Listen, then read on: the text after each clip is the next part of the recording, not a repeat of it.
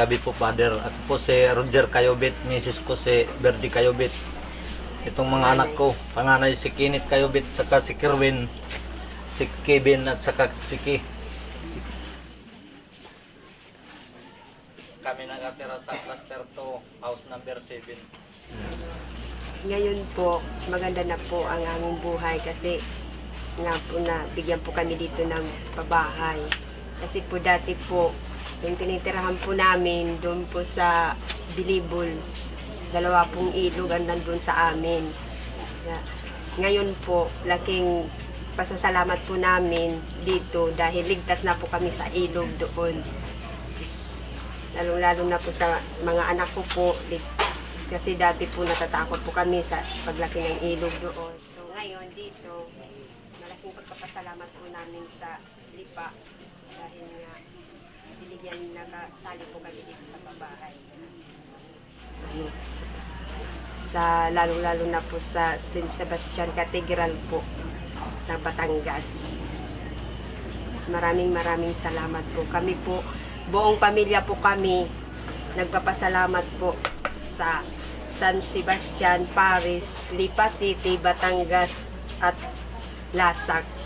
Taos puso po kami nagpapasalamat. Kaming lahat po ng pamilya po. Maraming salamat po.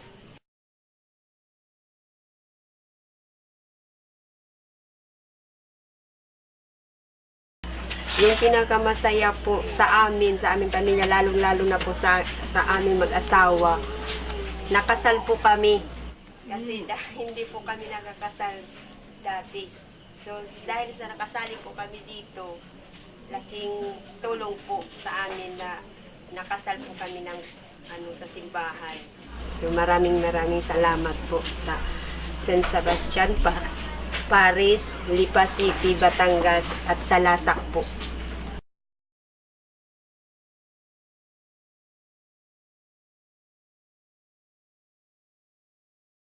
Malaki po ang nabago po sa amin kasi po noon doon po kami sa malayo kami ng bayan. Mahirap po kami, naglalakad po kami papunta ng simbahan.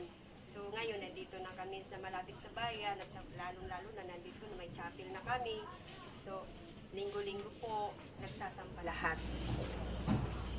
So malaking halaga po sa amin na kami yung mga tulong ba sa Panginoon.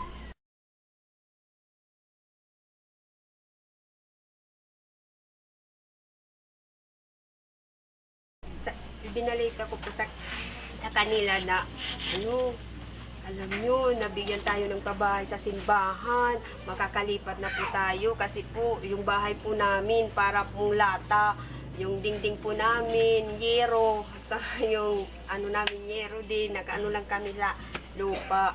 So makakatira na kita ng magandang bahay sa Nirimicha Tree dito sa kanila. Laking tuwa naman ng mga anak ko. Pinakauna po naming nalaman na nag-qualify po kami na magiging beneficiary kami dito. Po yun? Holy Friday. Sa simbahan po, sama-sama po kami nagsisimba. Tapos may taga doon po sa amin na nagsabi sa amin na nandun daw po yung pangalan namin sa listahan ng mga nag-qualified, sa listahan ng mga i-interviewin. Tapos po, yun nga po, parang it's a blessing. Blessing po talaga siya. Tapos lalo na po, nandun pa kami sa simbahan mismo na tapos nalaman namin yun nga lang po si Papa wala. Kaya yun si Mama na nagsabi sa kanya. So, sobrang saya namin nun kahit Holy Friday. Tapos yun nga po, Biyernes Santo. Kayo lang ang masaya sa Biyernes Santo, no? Kasi Biyernes Santo po yun nalaman namin na yun, nandun nga yung apelido namin sa listahan ng mga nag-qualified. Naglulundag pa nga ako nun. Oo, si Mama nandun sa loob ng simbahan. Kapitana, bigyan mo ng tubig.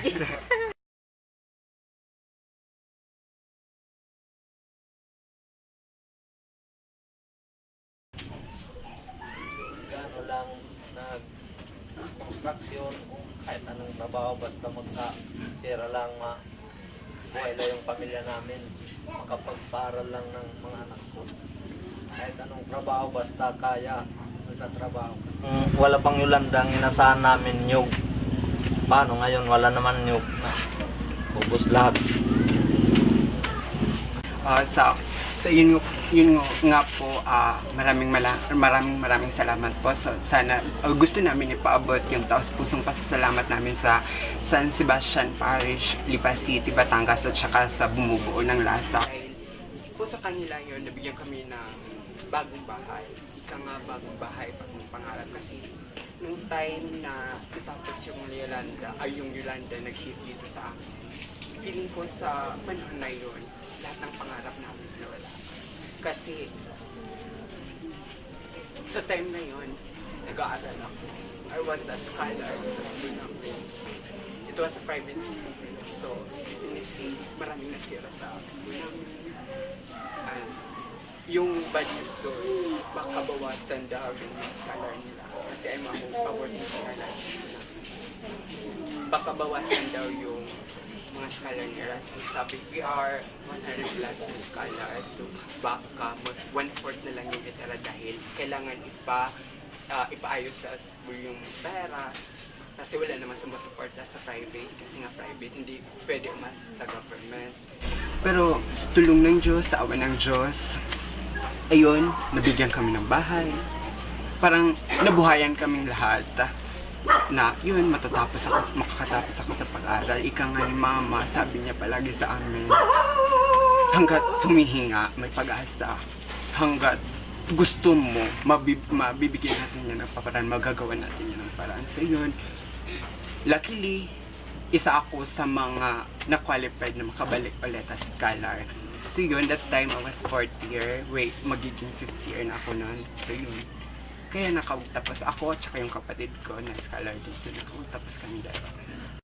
Magandang umaga po sa atin mga nagmamalasakit sa Archdiocese ng Lipa. Nasa likuran ko po ang 63 bahay para sa 63 pamilya na sinuportahan ng pondo ng Archdiocese ng Lipa dito sa pabahay sa Mary Mediatrix BEC Village. Malugod po namin kayong inaanyayahan sa ika-27 ng Nobyembre dito sa Burauen, Leyte para sa Mary Mediatrix BEC Village, solemn blessing and awarding of house units sa ating mga beneficiaries. Inaanyayahan ko po lalo tigit ang mga parokyang nag-donate ng tahanan sa aking likuran na manatili dito sa village ng 26 ng gabi or 27 ng gabi para sa interaction ninyo at ng ating mga pamilyang natulungan. Na sa ganon, kayo po maging kabahagi namin sa pagkapalaganap at pagsasabi ng katotohanan ng pagmamalasakit ng mga Batanggenyo. Muli, magandang araw po sa inyong lahat.